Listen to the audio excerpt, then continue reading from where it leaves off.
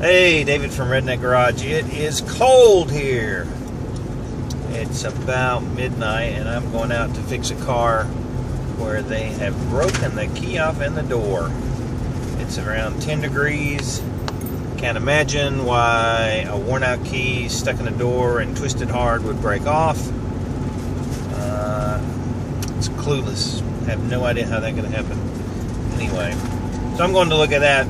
Just wanted to give you just my thoughts on buying a used Jeep. And I don't mean buying a, one that's got 10,000 miles on it or a new one. I'm talking about a YJ or even an older TJ or even some of the CJ5s. I had a CJ5 for a while that I restored. When you go out and look at a Jeep, Craigslist, it might look good. You can pretty much tell if it's got something wrong with the motor. You'll hear a knock. There's some weird noises. If the fender's smashed, you can tell the fender's smashed. That's not a big deal. You can fix all that stuff, but do yourself a favor and crawl up underneath it. Because what I've found with most of these older Jeeps is that the rust on the frame will rust the shackles off of it, or a little bit of rust underneath the passenger side door. So I crawl up underneath it, and he's like, "Oh, what you doing?" I said, "I'm looking at the frame, dude." So I look underneath the driver's side, and where the floor pan is, where your feet are, somebody had taken sheet metal and just stuck underneath the carpet.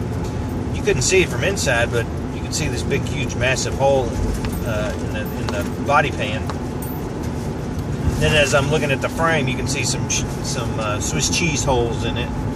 And that's something that you don't see around here in the South very often. So the Jeeps around here in the South will be a premium price. So when you see one that's a low price, then you really need to look close at the frame.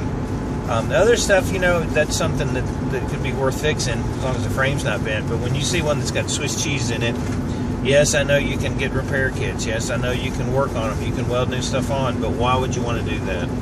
Why would you spend the money to try to fix something that's already basically gone?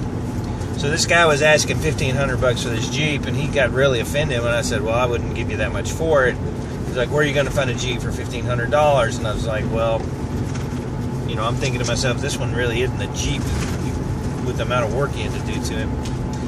The only thing maybe I could see for $1,500, this TJ Jeep, if you needed a clean title or something for something that you were working on, and you're going to transfer all these parts over. But he had taken the motor apart, and all the bolts were in the air cleaner. He goes, "Well, they're all there." And I'm like, "Yeah, what are you going to do with that?"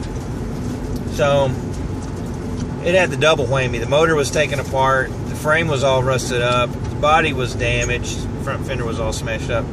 So in my opinion, it wasn't worth $1,500. So just be careful, guys, when you're going out looking for a used Jeep, one of these junkyard Jeeps, or one that you want to restore or fix up, or kids, teenagers with a daily driver. Look at that frame, because that's going to be really where the damage that you can't fix easily is going to be. Hopefully in the next couple weeks we'll be able to get back on the YJ project.